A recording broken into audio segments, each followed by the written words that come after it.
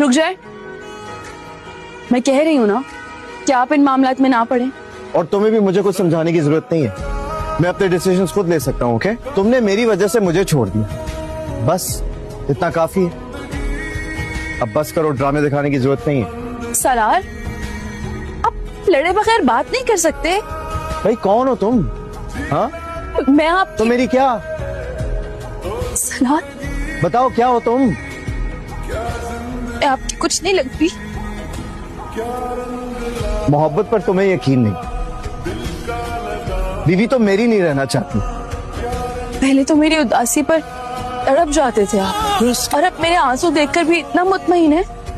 देखो क्या कर दिया तुमने, क्या से क्या बना दिया तुमने मुझे।